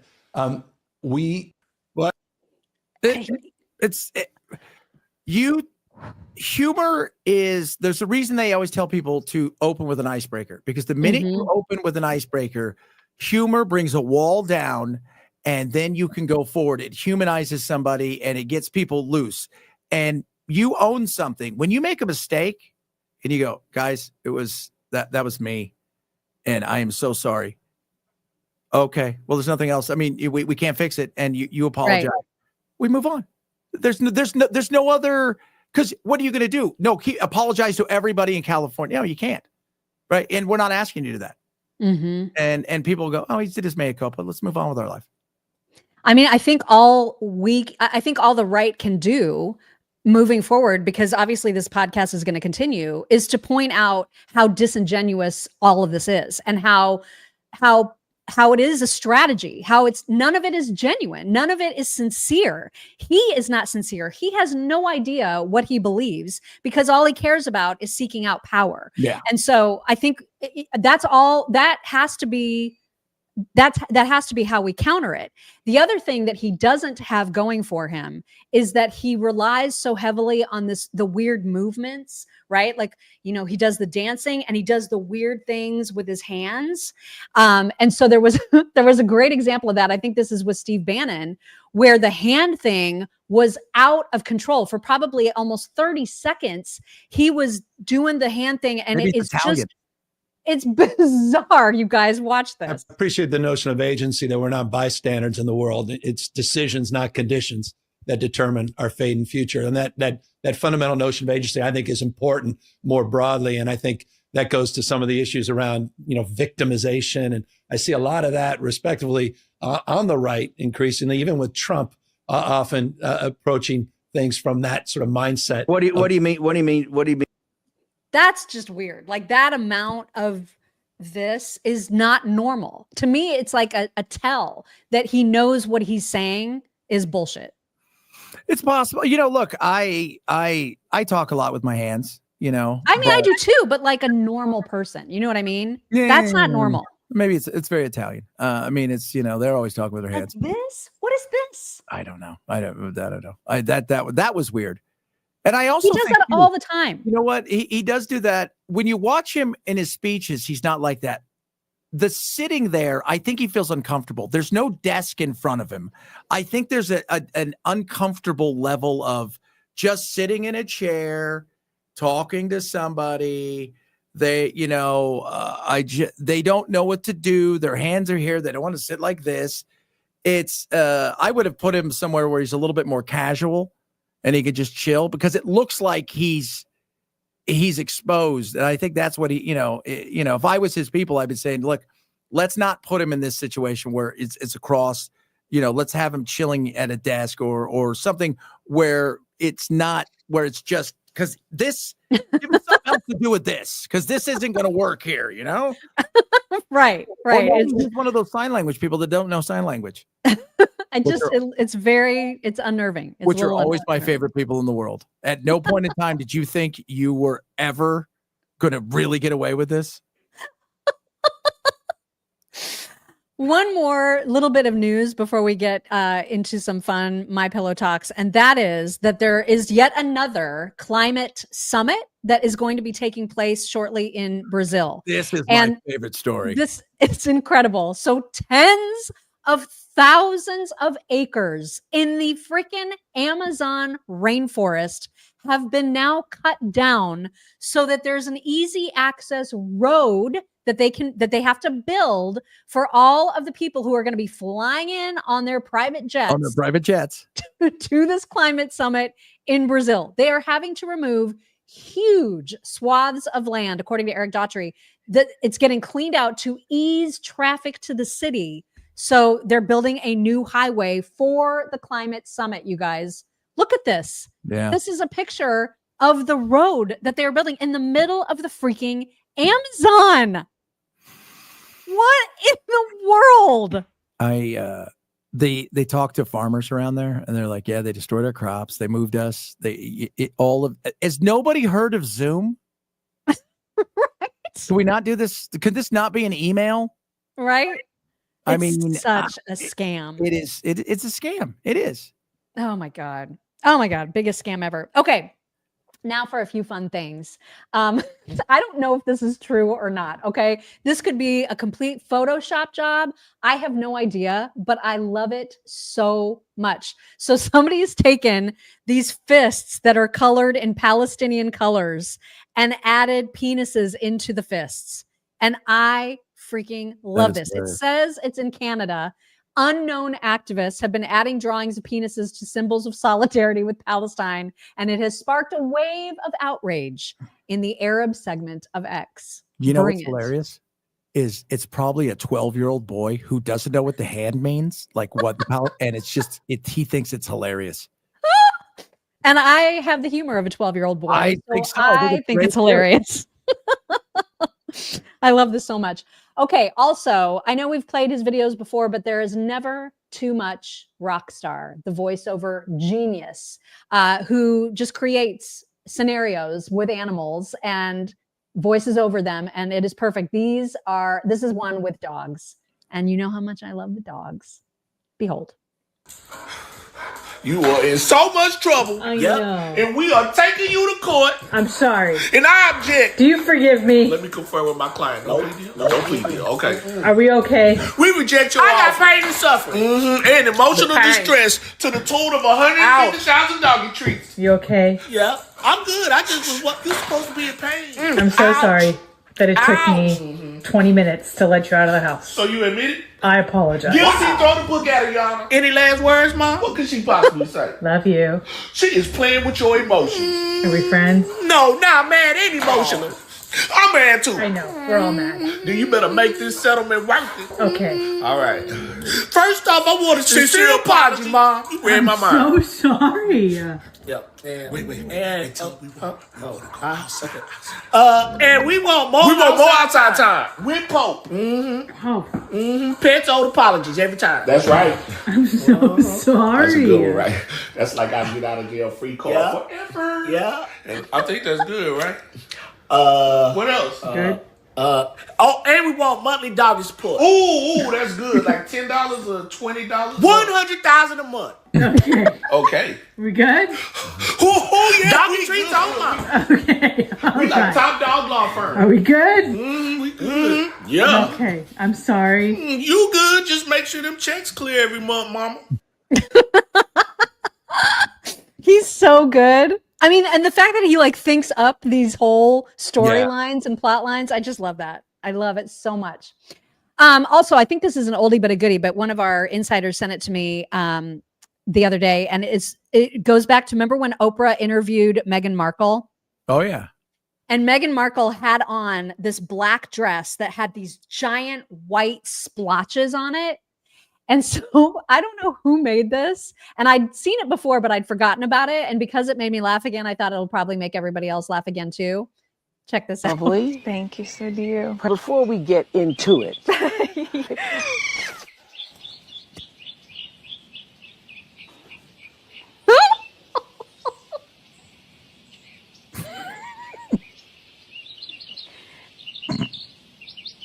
The editing, man. The editing is so good. AI. So awesome. So good. And then lastly, this is one of those cool, like science-y videos. It's somebody experimenting with what happens when you put sea salt into sand. And the results are truly amazing.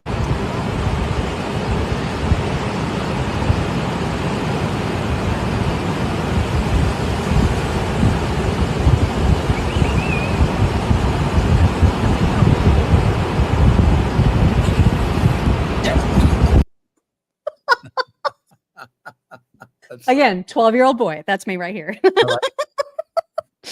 All right. We do have some thank yous to get to. Yesterday, we heard from Deanna Hale, who said, this is for you, Chad. Chad, we have your governor candidate here. It's my sheriff of Riverside County, Chad Bianco. He's running for governor. Yeah. He's a conservative. We love him. He's done an amazing job as sheriff. So you already know who that is. Sheriff. I love Chad Bianco. He is a great sheriff. I mean, it's California. I doubt he has a chance, but still, he's a hell of a sheriff. And you're not just saying that because he's another Chad? No, all Chads rule, but this one is really okay.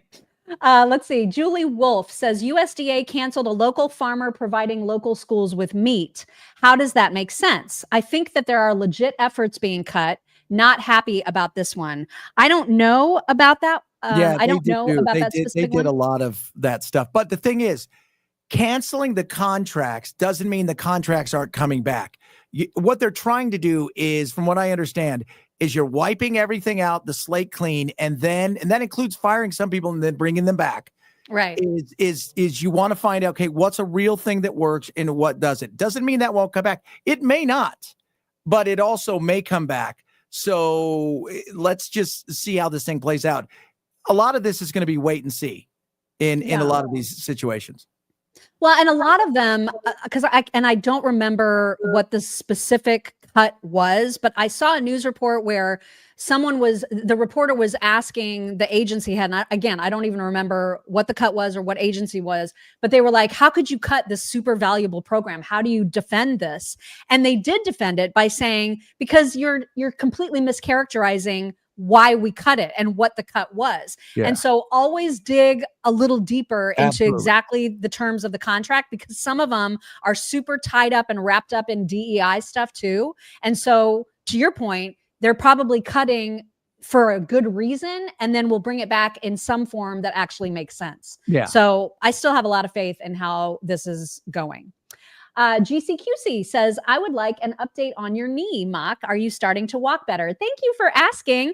I limp better, so it's not great. And I still can't do stairs, but I can get around a little bit better with a little bit less pain. And I am getting a gel injection tomorrow. So I'm very, very hopeful. We'll see how that goes. I know it takes a few weeks to see if it really works, but I am finally getting that gel injection tomorrow. So I'm very, very excited about that. Aaron says, Mahmoud Khalil looks like a duck, walks like a duck, and quacks like a terrorist. Who would have thunk a Mahmoud Khalil would have questions? Take my money. Thank you very much. Teresa Raimundo says Jeeps and Teslas are the least of the issues, but hey, some dude flashes his tatas on the White House lawn, and that's cool. Yeah, that's right, because we were bringing decency back. Remember? Oh, God. Remember all the decency? Yeah. Andrea Viola says Newsom is a commie psychopath who destroyed California. 100%. 100% true. But psychopaths can be very, very charming. As you know, I would be a person who got into Ted Bundy's car. Psychopaths can be very, very charming. Yeah. Rachel Gerhart says Gavin is a commie globalist and is using some of our heavy hitters to hide the wolf slipping into sheep's skin. This makes me nervous. It should, because he's doing exactly that. And I don't think it's wrong for the Bannons and the Kirks to go on the show. They're using him too because it's a great talking point. Exactly. I think they know these are going to get the shows are going to get a lot of eyeballs. It's good for them in that way. But yeah, I mean, it's going to serve Gavin Newsom really, really well. FFS Jenny O says leaving for Ireland in 16 days. Can't wait to protect my cousin Molly's statue. I'm a Malone. Her bosoms are getting so shiny from all the people's touches. Happy Irish History Month, Mock and Chad. Leave Molly M alone campaign. Thank you guys very, very much. One more day with you, Chad. We're going to make it a really good one. I love it. I'm excited. It's going to be good. And then Daisy will be back on Monday. In the meantime, have a wonderful rest of your Thursday, and we will talk at you tomorrow. Bye-bye. Hello, beautiful people. This is the Chicks on the Right's Indian correspondent. Thank you for watching or listening. Be very sure to like, subscribe, and ring the bell to stay up to date on all of their delicious content. Okay, thank you. Come again.